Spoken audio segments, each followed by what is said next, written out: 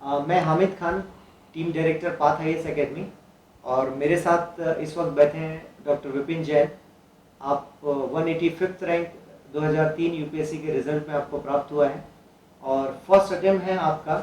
आपको सीधे आईपीएस की पोस्ट हासिल हुई है और फिलहाल जो अब तक यूपीएससी ने घोषणा की उसके अकॉर्डिंग आईपीएस का पद आपको मिल रहा है और फर्दर आप प्रिपेयर करना चाहते हैं आईएएस के लिए। इस छोटी सी वीडियो में हम लोग एक टॉपिक पर इंटरेक्ट कर रहे हैं जो यूपीएससी के प्रिपरेशन से संबंधित है। फर्स्ट टाइम इसके बारे में सोचा and after the completion of fourth year complete होते होते मुझे ऐसा रियलाइज़ हुआ कि यही मेरी फाइनल डेस्टिनेशन है। तो इन 2012 मैंने स्टार्ट किया, मार्च 2012 में, फॉर द अटेम्प्ट इन मई 2013। तो ये आप बहुत पहले से आपकी सोच नहीं थी और एमबीबीएस करने के दौरान ये सोच आपकी बनी? शायद क्योंकि रूरल बैकग्राउंड से हूँ तो कहीं ना कहीं सिविल सर्विसेज का क्रेज़ रूरल एरियाज़ में मुझे लगता है थोड़ा सा ज़्यादा है। गांव में अगर कलेक्टर आता है, एसपी आता है तो उसकी बात थोड़ी सी अलग होती है। पेरेंट्स भी चाहते हैं कि बड़ा अधिकारी बने कोई बेटा। बट सर्टेनली जो सर्विसाइल ओरिएंटेशन होता है, जो primarily what we can say socialistic orientation, वो फॉर्म हुआ है मेडिसिन में जाने के बाद और अगले 2-3 साल में जब पब्लिक हेल्थ में मेरा इंटरेस्ट ज़्यादा बढ़ा। आपके साथ एक अच्छी बात ये रही कि एमबीबीएस करते करते आपने इस पढ़ाई को पूरा किया है जी। ये बहुत बड़ी चुनौती होती है कि जॉब और किसी पढ़ाई के साथ साथ यूपीएससी की पढ़ाई करें, तो ये कैसे कर पाए आप दोनों चीज़ों को एक साथ? कहीं ना कहीं उसमें दो बातें हैं, एक थोड़ी जनरल सेंस की है, एक टेक्निकल है। जनरल सेंस में व्हाट आई बिलीव जो आईएएस का एग्ज़ाम है वो एक जनरलिस्ट के लिए है, एक नॉर्मली इन्फॉर्म्ड व्यक्ति के लिए है। क्योंकि मैं नवोदय मेरा बैकग्राउंड है और उसके बाद मेरा थोड़ा इंटरेस्ट था भी बाकी सारी चीज़ों में, तो मेरी जनरल स्टडीज़ थोड़ी सी अच्छी भी थी। प्लस मैंने इस एग्ज़ाम को बड़ी सहजता से लिया। मुझे ऐसा लगा नहीं कि मुझे बहुत ज़्यादा एक्स्ट्रा एफर्ट करने पड़ेंगे। जो टेक्निकल बात है वो ये है कि मेरा ऑप्शनल मेडिकल साइंस था and I was a fresh medical graduate, तो वो मेरे लिए सर्टेनली एक प्लस पॉइंट था और ऑप्शनल में मुझे अच्छे मार्क्स भी मिले। ऑप्शनल को लेकर अक्सर जो प्रतिभागी हैं उनके दिमाग में सवाल उठता है कि हम किस तरह के ऑप्शंस को सेलेक्ट करें तो हमें आसानी से मार्क्स मिलेंगे। बट मिस्टर जैन के साथ एक अच्छी बात ये रही कि उन्होंने अपने ही उस सब्जेक्ट को चुना जिसमें वो ग्रेजुएशन कर रहे थे, एमबीबीएस के सब्जेक्ट को उन्होंने पिकअप किया। सभी के लिए यह शायद आसान नहीं होता है कि वो इतने आसानी से सब्जेक्ट को पिकअप करें। बट एक अच्छी बात ये समझ में आती है कि यदि आप अपनी पढ़ाई के साथ साथ, यदि ग्रेजुएशन के साथ आपने किसी सब्जेक्ट को पिकअप किया है तो उस पर फोकस करें और उसी को ही बेस बनाकर आगे बढ़ा जा सकता है। इसके बाद मैं पूछना चाहूँगा जनरल स्टडीज़ के लिए आपकी क्या स्ट्रैटेजी? जनरल स्टडीज़ के लिए मेरी जो प्राइमरी स्ट्रैटेजी, मैंने जो यूपीएससी के नोटिफिकेशन में जो वर्ड्स दिए होते हैं कि कॉमन सेंस वाले एक नॉर्मल व्यक्ति को जितनी इन्फॉर्मेशन होनी चाहिए उसी लेवल के क्वेश्चंस होंगे। तो मैंने जब फोकस किया तो मेरा फैक्चुअल नॉलेज से ज़्यादा जो फोकस था वो कॉन्सेप्ट्स पे था, चाहे वो इकोनॉमी हो, चाहे वो ज्योग्राफी हो, हिस्ट्री हो, सारी चीज़ें मुझे ऐसा लगा इनके कॉन्सेप्ट्स को समझना, उन्हें एक दूसरे से इंटर रिलेट करना, जिससे कि फाइनली अगर एक सिंगल आंसर भी है तो मेरा जो एनालिटिक्स निकले वो हर चीज़ को, हर फील्ड को थोड़ा थोड़ा टच करें। यूपीएससी सर्टेनली एक क्वेश्चन में आपने कितनी फील्ड्स को टच किया है, कितने जनरलाइज्ड वे में आपने प्रेजेंट किया है आंसर, ये देखती है। तो जो जनरल स्टडीज़ के लिए अप्रोच थी वो यही थी कि basic text books plus paper को मैंने पढ़ा, सारी चीज़ों को मल्टी डिसिप्लिनरी वे में एक दूसरे से इंटर रिलेट किया और जो कोई किसी भी चीज़ का आंसर दिया तो उसके सारे पॉइंट्स मैंने लिए, historical, economical, political and every kind of significance of that. मतलब सपोज कोई एक क्वेश्चन आया तो उसको हैंडल करने के लिए क्या आपने सभी डायमेंशंस को लिखा उसको? सर्टेनली। और ऐसा भी हुआ है कि जब मैंने आंसर राइटिंग प्रैक्टिस की तो मुझे रियलाइज़ हुआ कि एक आध डायमेंशन मैंने मिस किया है, तो उस पर भी मैंने प्रैक्टिस की थोड़े दिन कि कोई डायमेंशन मैं भूलूँ ना। और बाद में ये होता है कि पहले आपको ये कॉन्शियसली करना होता है, धीरे धीरे फिर वो सब कॉन्शियसली आप सारे पॉइंट्स अपने आप इनकलकेट करने लगते हो। अच्छा, पेपर 4 यूपीएससी ने नया इंट्रोड्यूस किया है, एथिक्स और एप्टीट्यूड का पेपर। यस। इसको किस तरह से आपने हैंडल किया इस पेपर को, क्योंकि इसमें केस स्टडीज भी डाले गए थे? yes. और चूंकि एक अनुभव की जरूरत इसमें नजर आ रही थी सिलेबस देखने के पश्चात, चूंकि आपने जो पेपर दिया वो पहली बार यूपीएससी ने ऐसा पेपर लिया, yes. तो किस तरह की स्ट्रेटेजी थी आपकी?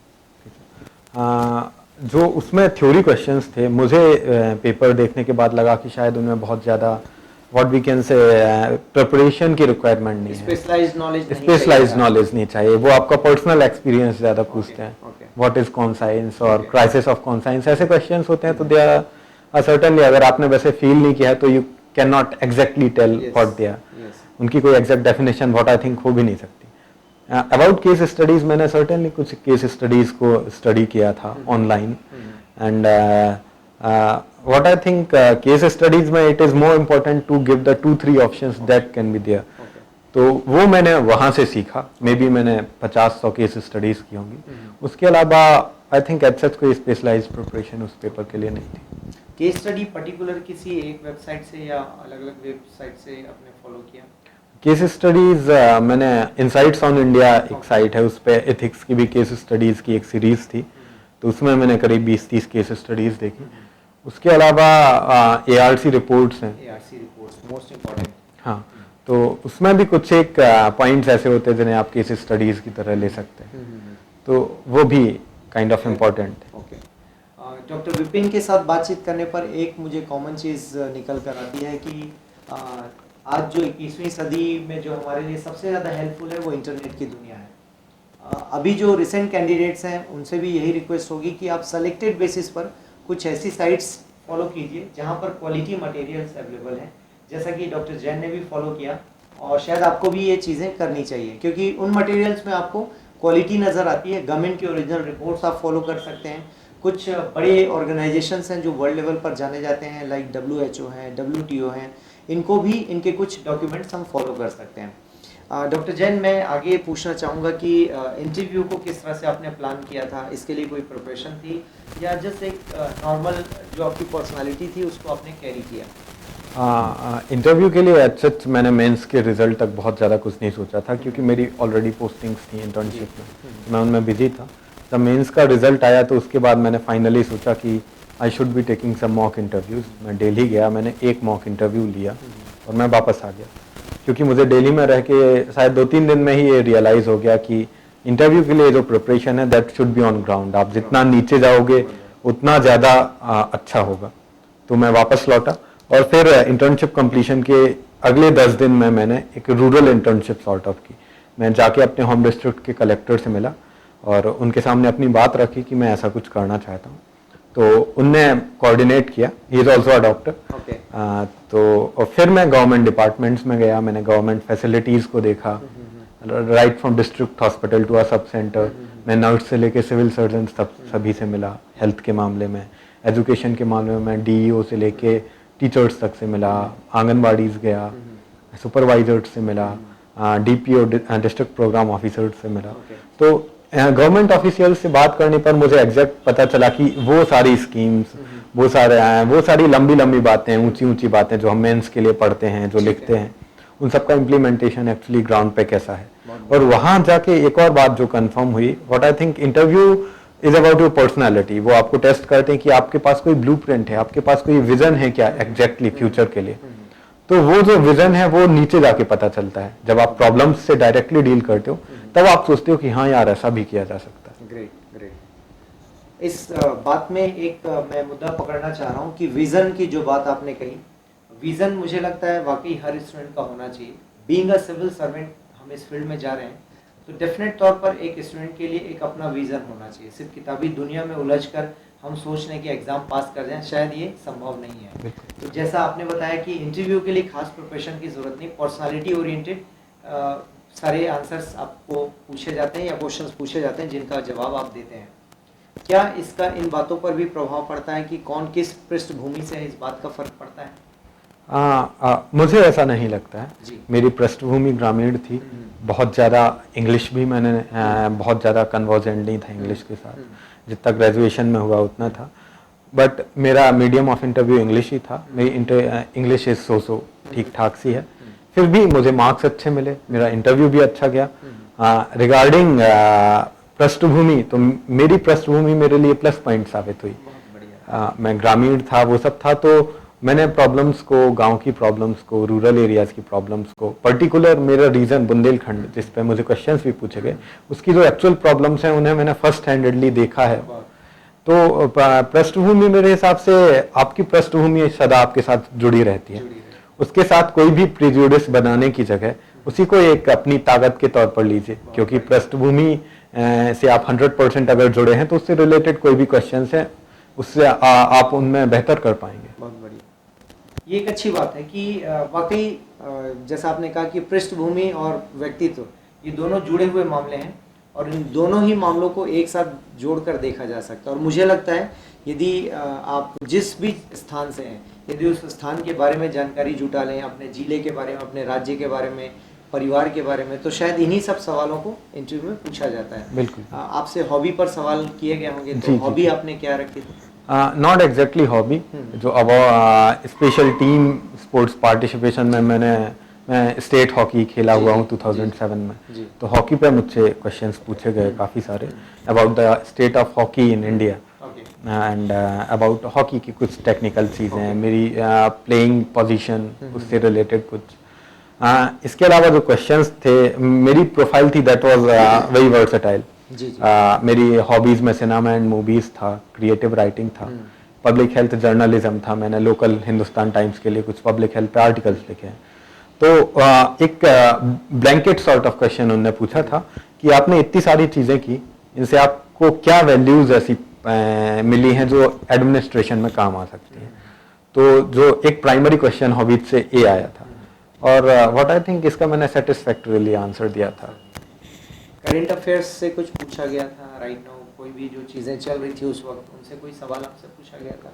यस सर, बट वो किन्हीं और क्वेश्चन से होके आया था। अच्छा। मुझसे जो फर्स्ट क्वेश्चन था that was about cancer treatment, okay, recent advances in cancer treatment. फिर कैंसर ड्रग प्राइसिंग इशूज और intellectual property rights, compulsory licensing, ये सारे जो करंट में टॉपिक्स चल रहे हैं, कैंसर से वो जो मेरा इंटरव्यू था वो उस तरफ डाइवर्ट हो गया। ओके, और I was very convergent with them, तो मुझे इतनी कोई दिक्कत नहीं हुई। ओके, ग्रेट, ठीक है। तो ये तो बातें हुई आपके इंटरव्यू की। फाइनली एक मैसेज हम क्या दे सकते हैं जो इस प्रिपरेशन में है? कोचिंग की कहाँ तक आवश्यकता है कि कोचिंग ही एक आवश्यकता लोगों ने बना लिया है कि क्या ऐसी ज़रूरत महसूस होती है? सेल्फ स्टडी भी एक रास्ता है जैसा आपने किया कि विदाउट टेकिंग एनी क्लासेस और कोई प्रॉपर कोचिंग लेने के बजाय सेल्फ स्टडी पर फोकस किया, तो इसको हम कैसे गाइड करें बच्चों को? ओके, जहाँ तक कोचिंग और सेल्फ स्टडी की बात है, ये बहुत सब्जेक्टिव चॉइस होती है। अगर आप सेल्फ कॉन्फिडेंट हैं, आपको लगता है आप कर सकते हैं, तो मुझे नहीं लगता है आपको कोचिंग की ज़रूरत है।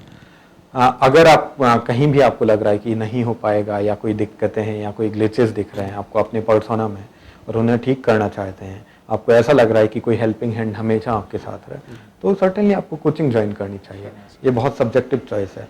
अबाउट द मैसेज जो पर्टिकुलर मैं देना चाहूँगा वो बहुत जनरल किस्म का है। मुझे ऐसा लगता है कि बिना एक अच्छे इंसान बने आप अच्छे ना तो सिविल सर्वेंट बन सकते हो, फिर अच्छे सिविल सर्वेंट की तो बात ही अलग है। IAS का एग्ज़ाम या UPSC का एग्ज़ाम क्रैक करने के लिए आपको एक IAS की तरह फील करना होता है, और जब IAS की तरह आपको फील करना होता है तब तक आप अच्छे IAS की तरह फील नहीं कर सकते जब तक आप एक अच्छे इंसान ना हो। तो पहले अच्छे इंसान बनिए, उसके बाद ये पूरा जो रास्ता है ये बहुत सुगम हो जाता है। बहुत बढ़िया। और ये कंक्लूडिंग लाइंस मुझे लगता है कि सभी बच्चों के लिए मार्गदर्शन के लिए बहुत बेहतर है कि आप पहले एक अच्छे इंसान बनिए, फिर आप एक अच्छे सिविल सर्वेंट्स तो बन ही जाएंगे। तो डेफिनेटली, और UPSC ने अपने जो पैटर्न है, नए पैटर्न में भी इस तरह के एटीट्यूड को शामिल किया है, अपने सिलेबस में भी शामिल किया है।